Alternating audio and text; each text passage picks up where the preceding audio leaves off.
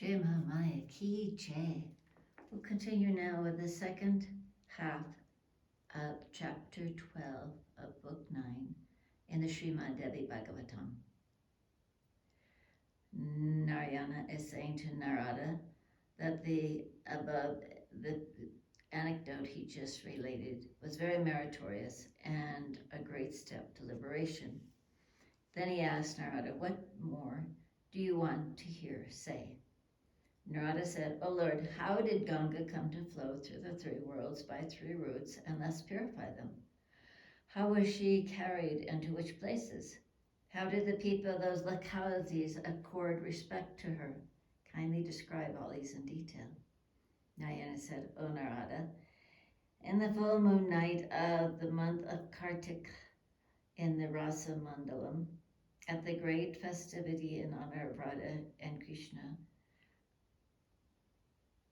Sri Krishna worshipped Radha and remained there. Next, Radha worshipped Sri Krishna, was worshipped by Brahma and the other devas, by Shankara and the other rishis, who also stopped there with much gladness. At this moment, the Devi Saraswati, the presiding deity of the science of music, began to sing lovely songs regarding Krishna in tune with vocal and instrumental music. Brahma became glad and presented to Saraswati a necklace of jewels. Mahadeva gave her gems and jewels rare in this universe. Krishna presented the best jewel to her, and Radhika offered excellent, invaluable necklace of jewels to her. Nayana presented to her the best and most excellent garland of jewels.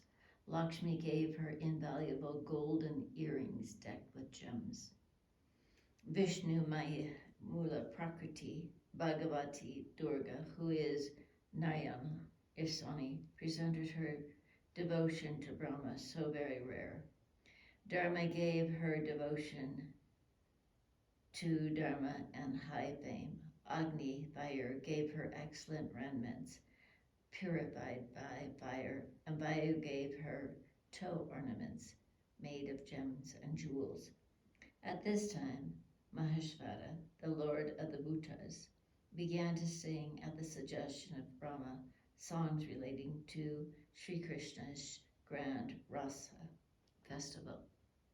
Hearing this, the devas became very much enchanted and remained motionless like statues.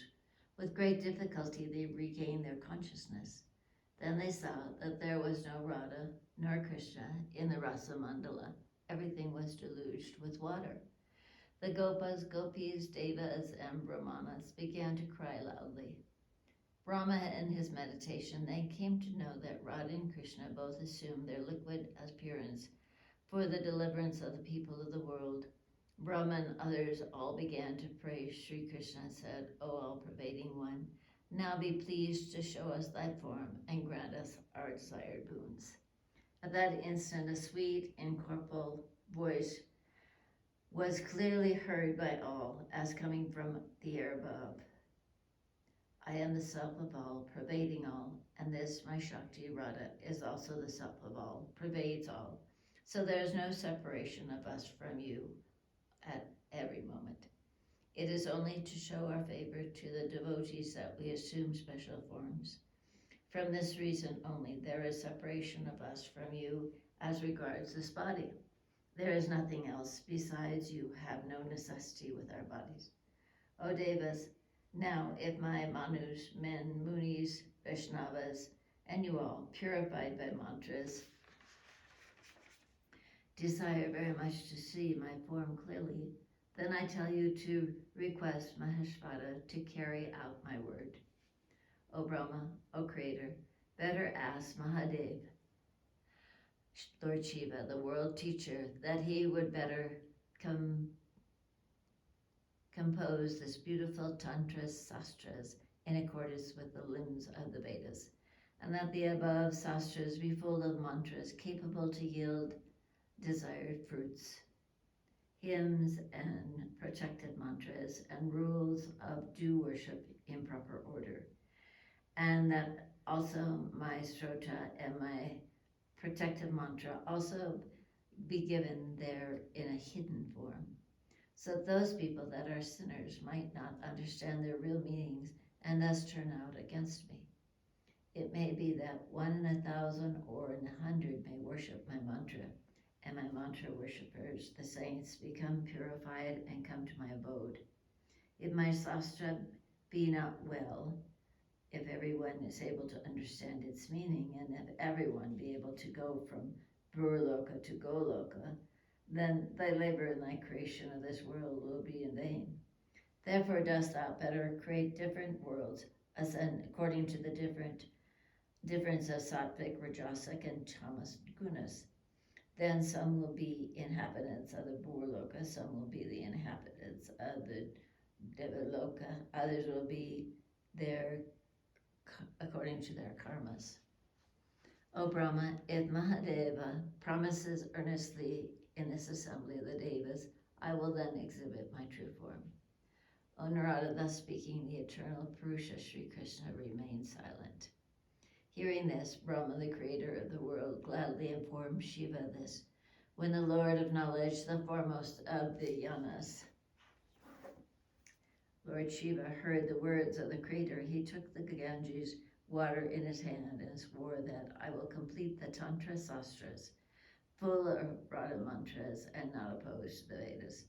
If one touches the Ganges water and speak lies, one remains in terrible hell for a period of one Brahma's lifetime.